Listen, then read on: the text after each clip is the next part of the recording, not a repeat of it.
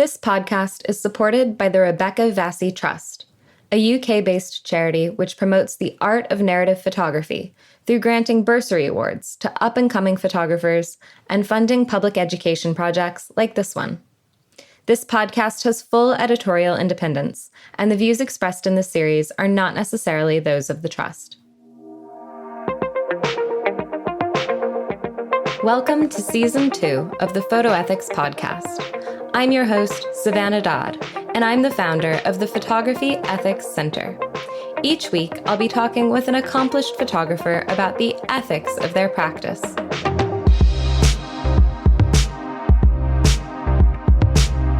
Today, in episode number 1, we'll be talking with Tasneem Alsultan about planning for publication. Born in the United States and raised between the United Kingdom and Saudi, where she's currently based, Tasneem Alsultan is a photographer, artist, and speaker. Her work largely focuses on documenting social issues and rights-based topics in Saudi Arabia and the Arab Gulf region through a gender lens, challenging stereotypical representations of the Middle East and portraying a region and people that do not conform to expectations. Covering stories primarily for the New York Times and National Geographic, Tasneem documents groundbreaking developments in Saudi and the region, including most recently the lifting of the driving ban for Saudi women and the lifting of the ban on Saudi women entering sports arenas.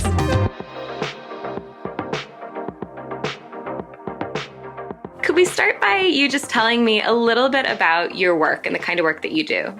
So I'm a photographer, and I love using the camera to kind of push boundaries and to initiate discussion on a lot of topics that might be a bit uncomfortable for us initially.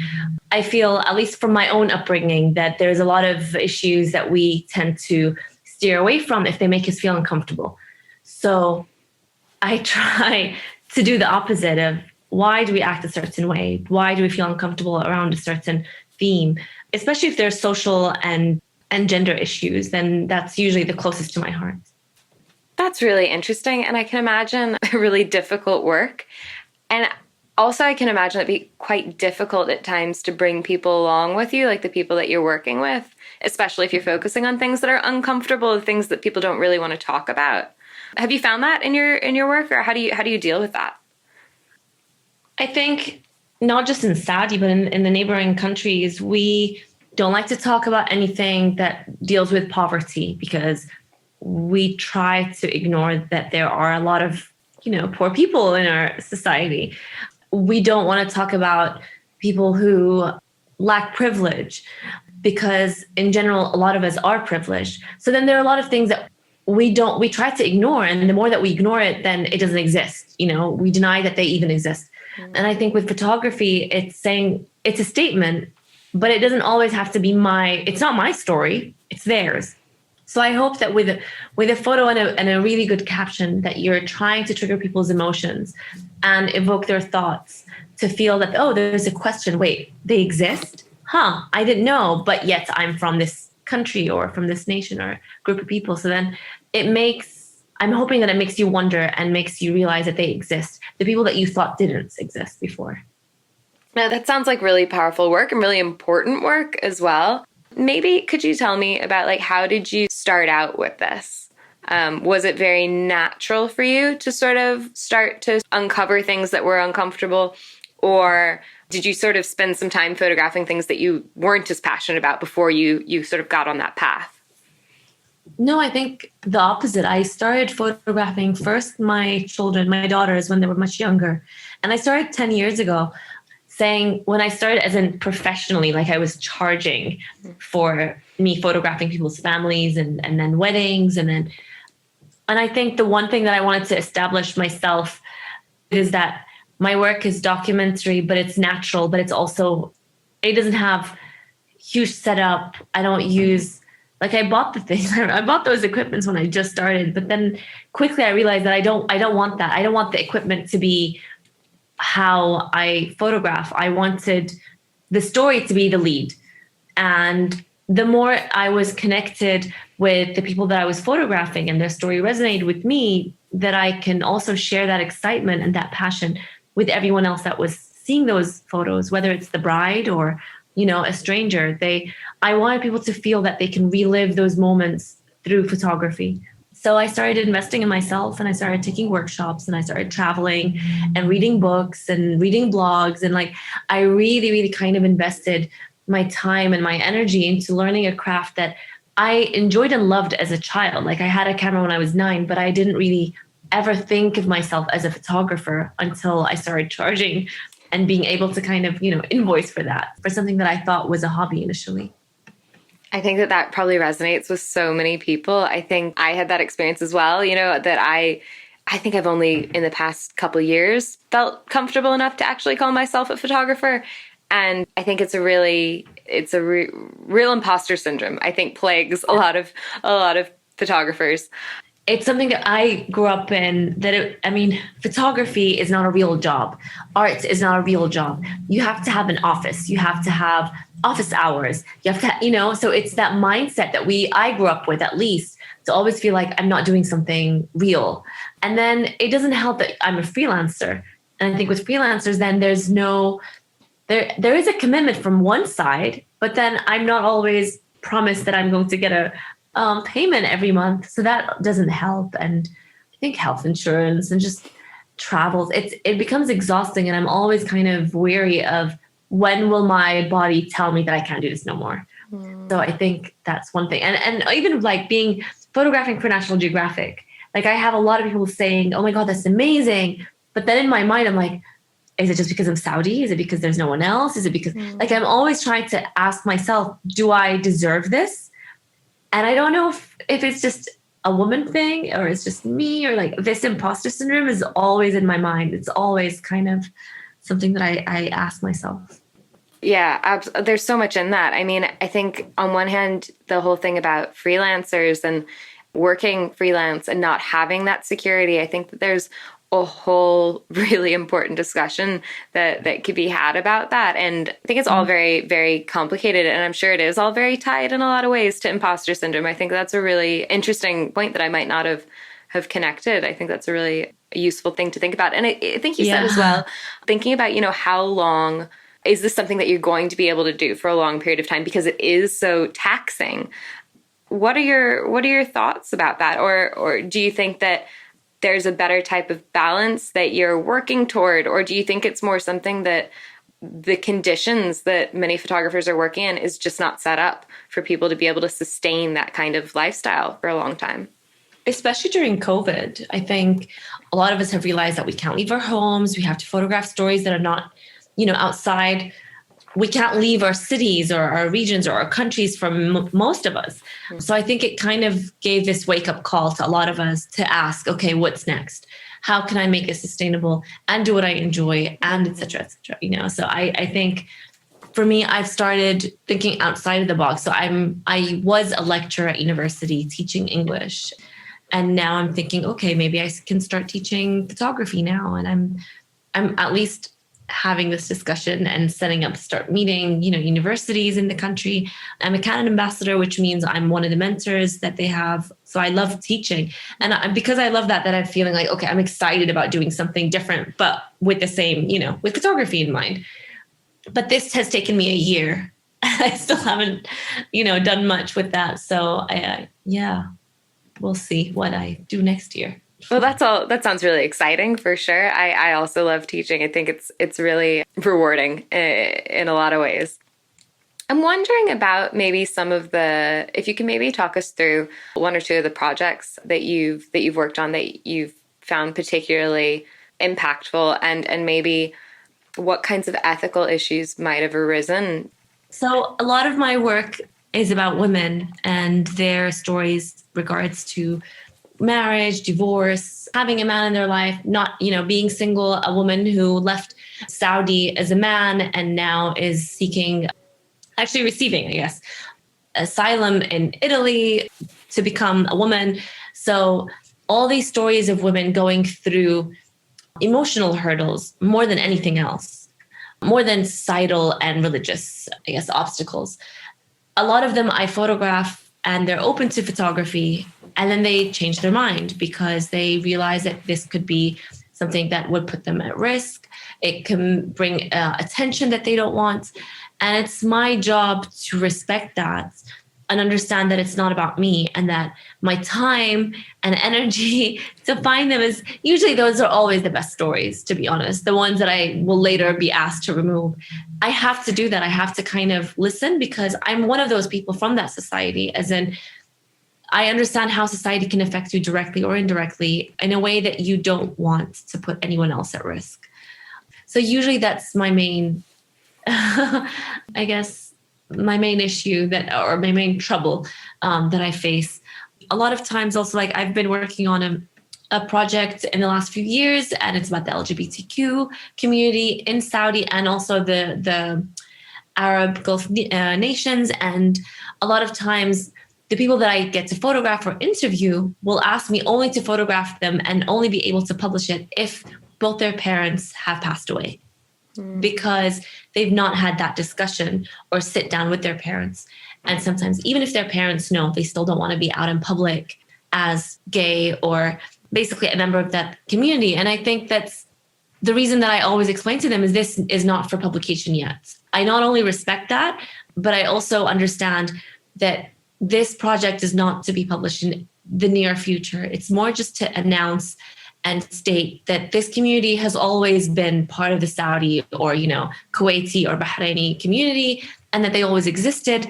And I don't like this kind of view that has always been in the Western publications that, the Western media has given them voice. No, they've always existed. They've always been part of the society. And I understand that it's something that I won't share for years and years until maybe, I don't know, when in 20 years I can say, oh, these are photos of people that I once knew or something. I don't know. Well, I wonder if there's a relationship between being freelance and having the ability maybe to respect that. I don't know. I feel like would pressures be different? I mean, I'm assuming that you're doing these stories as a freelancer and not for a publication. Is that correct?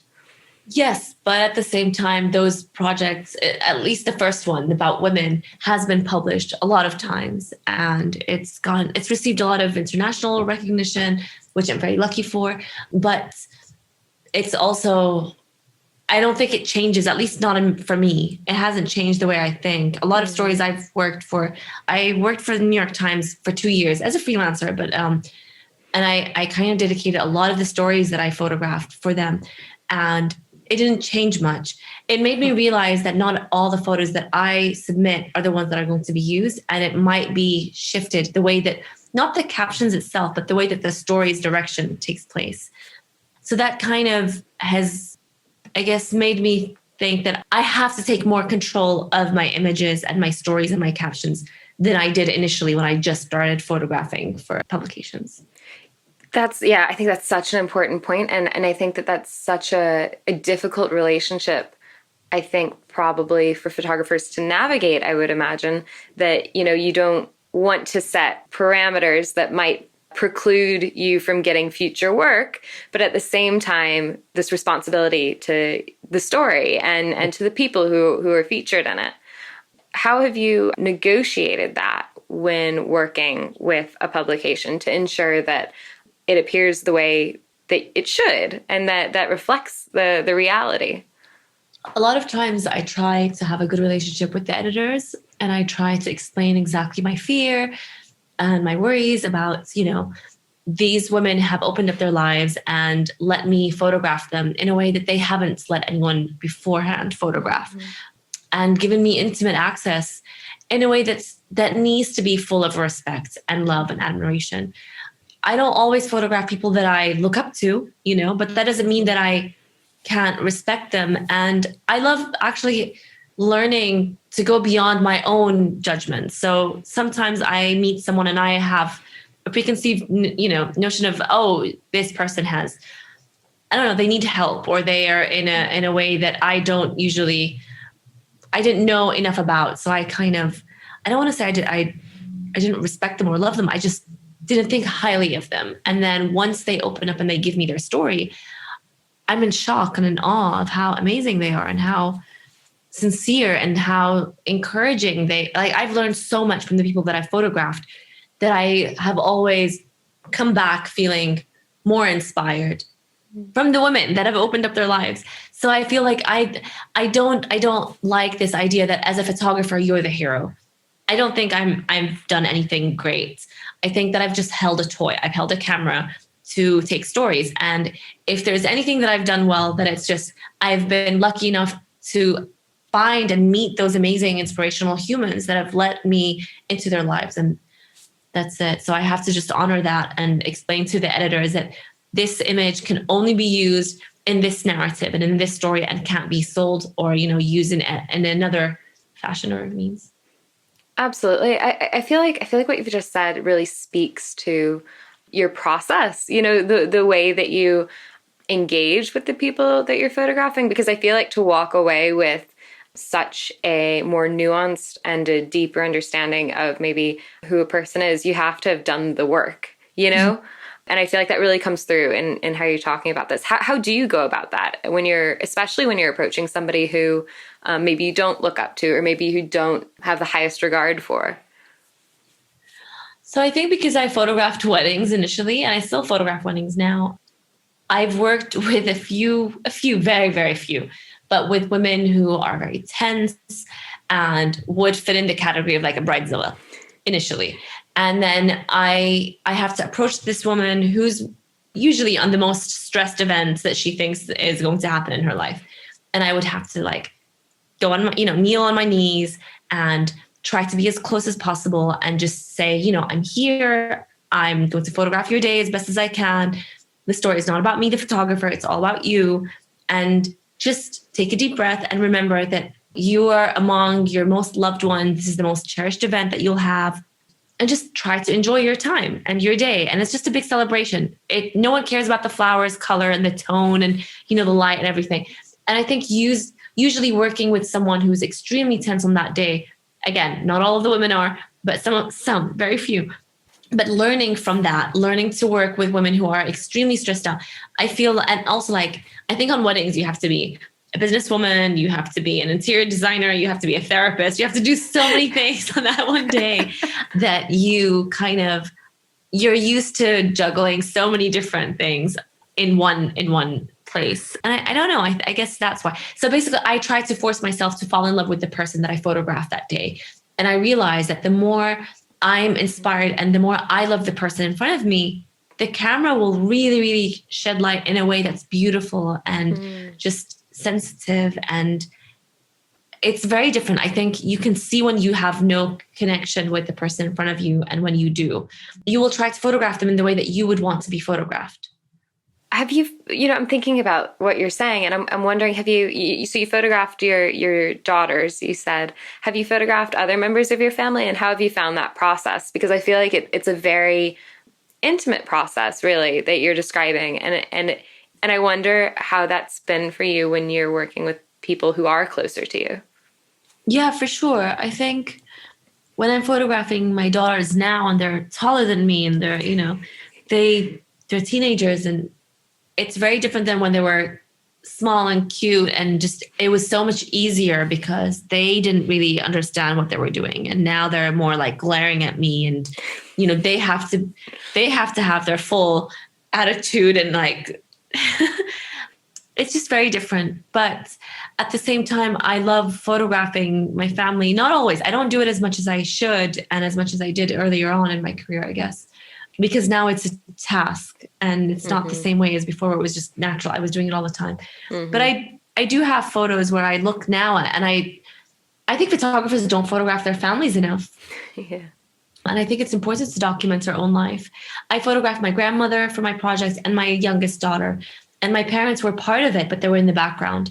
And I realized that initially my mother was always glaring at me whenever I photographed them. And she didn't like it. She was always complaining about, why are you not giving this privacy? And then after they visited one of the galleries that was exhibiting my work, my mom said, I want to be in one of the frames. I want to be one of the stories, because she realized that all the women that I photographed were inspirational to me. So she approached me and wanted to be part of it. And I haven't included her yet, but it kind of made me think that sometimes we also don't give the chance. I mean, I assumed that because my mom was glaring initially and she was like telling me off, and that she wasn't supportive. But I think we all want to be a hero in your story. We all want to have that. No, that's a really touching story. I think there is sort of a lot more complication, isn't there? Yeah, from what you're describing as well when we approach our families and how we handle that. And you said that you think it's important that photographers document their own lives, and this is something that's come up in a few of the episodes in season 1 as well, about photographing things closer to home. And I think that that's sort of been imposed on us with the coronavirus context. But yeah. I think it's also maybe a bit of a shift in thinking around photography in general lately. And I guess I was wondering if you could explain a little bit more why. What is the value in that? And why do you see that as something that should be a focus maybe or considered more deeply for photographers? I think because we've seen ourselves as, we're storytellers, but we don't want to share our own vulnerability with everyone else. We're used to doing the same to everyone, to the other side, where I'm holding the camera, I'm telling the story.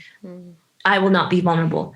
And I think with COVID, a lot of photographers, especially women, I've noticed, have started it was okay for them to share their vulnerability. And it's not the usual state that we've been used to. I think that's important. With my project, especially the first one, I shared my own divorce story and how I've kind of walked out of that after 10 years of being in an unhappy marriage. I finally got divorced, and Saudi is very difficult. So I kind of walk you through all the steps that went into my life. And there was also several hurdles that I didn't want to share in my own marriage or in my own family because it's too much. And I don't like that view of being pitied ever. So that made me realize that I don't think women want to be pitied, or humans don't want to be pitied either, at least the ones that I've met. And I love that. So then how do I bring your focus and attention to someone's story without bringing attention that's full of pity? It's more in awe and more of wow, that person is a hero in your mind because they've overcome all those hurdles in a way that's empowering. So I think there is a way to do that. And I think that's what I've tried to focus on. And I hope that everyone around me does the same, where it's, I guess, instead of showing a homeless person who has no opportunity, we can, if it's their voice and it's their photo, then why don't they have a say in how that story has been told? In my experience, I've usually shared the caption that I will write about them. I think that's, a few of them will either say, yeah, amazing, thanks. Or they'll say, can you please remove this? And I think that's important. They need to like their photo and they need to be accepting of the caption that you'll say about them. Whereas most publications that I've worked with initially in the past will not allow that, right? I feel like what you're saying is that by photographing yourself, you're able to better empathize, I guess, with the people that you're photographing. I feel like that's a really valuable lesson, and that makes so much sense. And you've also mentioned several times about captions, and you talked a little bit about it there. And I do think that that's something that I definitely haven't talked enough about on this podcast, and something that maybe generally we don't quite put as much emphasis on or thought into as the image, which is understandable to an extent, but there is a very important role that the caption does play. And how do you do that? How do you write do you write the captions and then send it to the people? So I'm kind of writing the story as the person will tell me, and then or I record it or something, and then one paragraph or one sentence or two will stand out, and I feel like that will summarize their whole story. When I'm working with on a certain assignment, then a lot of times the captions have to be where, what, when, why, etc. But if I'm giving a caption of a story that I've heard, then it just brings you another layer that you didn't understand, that you didn't know. And I hope that this story will resonate with you in the way that it did with me. I guess when I started photography, I took a workshop with Maggie Stieber, and she's an amazing photographer and very much inspirational. And I remember the few days that I took her workshop, I cried nearly every day because she was explaining beyond just the beautiful, colorful, vibrant photo. There was something more. And there's this photo that is a favorite of mine. I have it printed. It's in my room. It's of this woman she's standing in the water. She's, in a beach, and her face is kind of cradling, I guess, or I don't know, she's being cradled, I guess, by the beach, the surface of the water. And then you know that it's in Miami and she's in the beaches of Miami, the shores, and she, I think her name is Ellie. She is born during the Pedro Pan era, which is a group of children that were born when Fidel Castro just took power. And their parents were very worried that Fidel Castro will start having a lot of children join the army. So they sent their kids to America. So she was one of the children that was sent to the US, and she never went back. So they were called the Pedro Pan kids because they were never going to grow older in the memory of their parents. And she grew up in the US, and every day she would swim the shores of Miami. And to her, that was the shores of memory, because that water will also hit the shores of Cuba. And she swore that she'll only go back when Fidel Castro died. She died 2 years before he did. So it's just this, like, I get goosebumps now, but it's just such a sad story. And it's of thousands of kids that I will never meet, I will never know. But then when I saw the image, it's beautiful and it's just so serene. And then you read the caption and you feel emotionally triggered. And then you think about all the children that have either lost their lives or their families. Like, it's just, you think. And that's how I kind of decided that I wanted to do something similar, where I have images that are beautiful, but I want the story itself to have a much more powerful impact than just the beautiful images only. When you're working with a news or an outlet with a story, how much control or power or say do you get over sort of what kinds of captions are used, and whether the information that is really important to you makes it into the publication?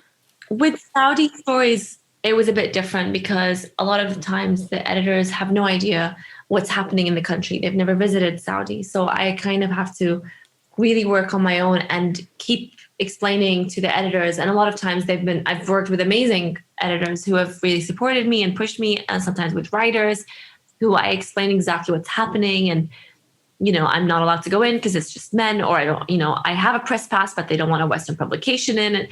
So many different things that happen. And I just have to keep the editors knowing what's happening all the time. I remember several times actually, where I photograph people and the women have changed their mind. Like the first group of women who drove in 1990 when it was illegal to drive, obviously, and they got arrested. And they invited me to come to the gathering and the celebration of the announcements of the women going to drive in 10 months or something. But they didn't want me to bring my camera. And only because I was Saudi and because I was part of, I don't know, they trusted me to come and meet them and speak to them, but they didn't want the American writer to come. They didn't want anyone outside to come. Even if it's not just to speak, they didn't want to meet anyone. They just felt that this is part of our celebration and we don't want anyone else to be part of it. So I get to participate in a lot of these amazing events, but just not as a photographer, just as a witness. And I think that's also as important, that it's okay to let go of the camera and to just embrace the moment and to just live it, because sometimes it's difficult to separate myself. Like, I'm only good and valued if I have a camera. Yeah. And I guess any experiences that you have will inevitably make your work richer and make your knowledge and understanding deeper as well, I would assume. Yeah, I think because I'm part of the community, and this is my country, it's my people, then I can't really escape. Yeah. I'm not a parachute photographer. I can't just leave and do as I please. I'm part of this. So I will be under question by the people that I photograph. And also, I don't want to not just be under question. They will basically find my father and tell him, your daughter has done this. So I don't, it's not just, a fear, to be honest. It's more of respect, that I don't want to put anyone in a situation where they're in trouble in the same way that I wouldn't want anyone to do that to me. Yeah. And it sounds like there's also, maybe not a driving factor, but there is an element as well of accountability in that yes. Maybe, a parachute photographer wouldn't have that kind of accountability to the people sure. that they're photographing. So I think that's a really interesting point. I wonder as well if you could talk, if there are any, I haven't had anybody on the podcast, I don't think, who spends much time photographing weddings. And so I was wondering if there are any ethical considerations that you would like to share with us about being a wedding photographer. Yeah, so I photographed over 200 weddings in 21 different countries. Most of them are in the Arab region, in Saudi. And a lot of the weddings that I photograph are not allowed, they don't want to be published ever. And that's an issue because sometimes they want a discount because they'll allow me to publish it and then they'll change their mind. So I have a contract, but still, even after they sign the contract, they might change their mind. So what do you do? And a lot of times, a bride doesn't even want her hand to be in a photo. She doesn't want the setup because of the evil eye, or because she doesn't want anyone gossiping, or because there's so many reasons that I don't necessarily agree with. But at the end of the day, I have to remind myself that it's not about me and it's not about my ego. And I can't be very much hurt about this. The best photos are usually the ones that I can't publish. The best weddings, the ones that have amazing stories, are the ones that the couple will change their mind afterward because they didn't know how media will be, hurtful, or they might, I don't know. It's just so many different reasons. But I enjoy the ones that I can publish, and I enjoy the stories that I can share. And I love inspiring people with stories of love and how they met, because I think those moments that are so mundane of you meeting a random person through Twitter or through a restaurant or a gathering or families or friends, or even if it's an arranged meetup, that person that was no one in your life will become everything. And you're to live with this person forever because you've decided that this person is your counterpart, your equal. And I think that's amazing. It's very inspirational and I love it. And I love stories about love. So I'm a sucker for that. And I'm okay going back and back again and charging sometimes very little, stories that are barely basically covered. Maybe my flight, maybe didn't, but it's okay because to me, it's I get that energy from that story. I think I'm a better person when I'm with you. And when you hear things like this, statements like that, you're just oh, okay. I love humans today. I can live here. I wanted to ask as well, you talked about sometimes that having to let go of the camera. I feel like you're also describing sometimes having to let go of the story or let go of your own work because people withdraw consent or something. And I can imagine that's a very difficult thing to do. I feel like you've come to a point that you're really at peace with that and your understanding of that. But I think I'm not at peace with it. I get frustrated and I get annoyed and I start crying and it's not great. But I'm just now pretending that I'm at peace with it. Okay. No, that's helpful too, though. Absolutely. Is there anything that I should have asked you, but I didn't ask you?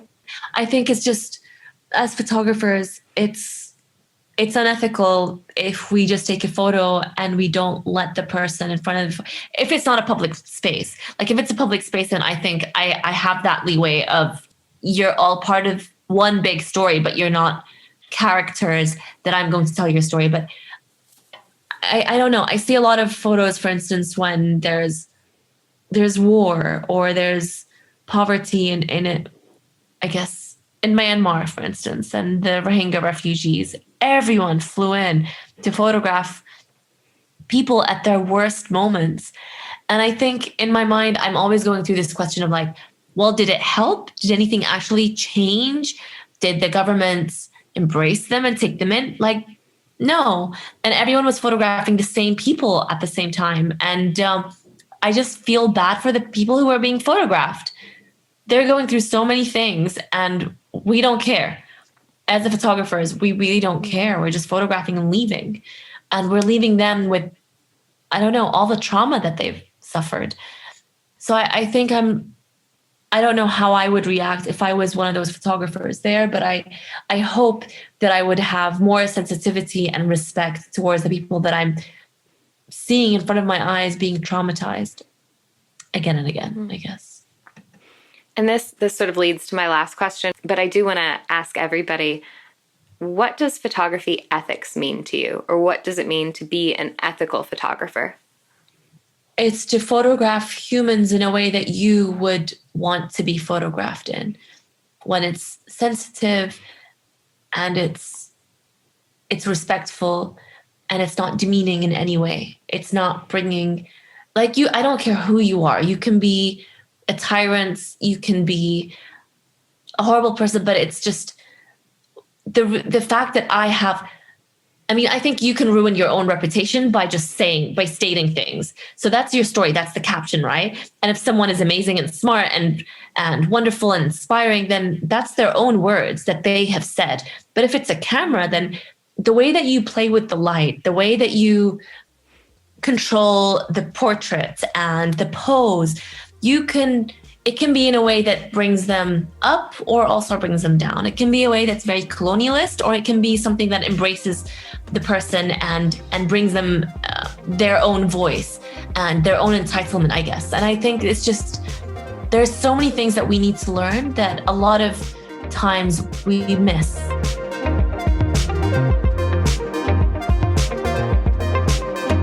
Thank you very much for listening to this episode of the Photo Ethics Podcast.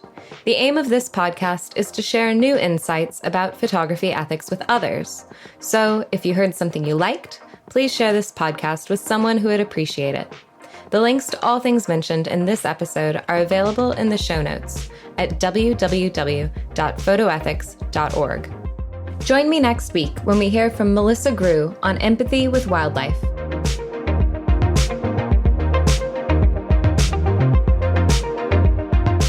If you're enjoying this podcast, why don't you check out our online courses? We've developed a series of 3 online courses designed specifically for photojournalists and documentary photographers. We discuss questions like, how do we achieve accuracy in our photographs? What's the relationship between power and consent? And when, if ever, should we intervene? These online courses come with perks, like access to an online community group for discussion and Q&A opportunities with me, the course leader. Enroll today at www.photoethics.thinkific.com or go to www.photoethics.org and click Online Courses. This podcast was edited by Ellie Gascoigne.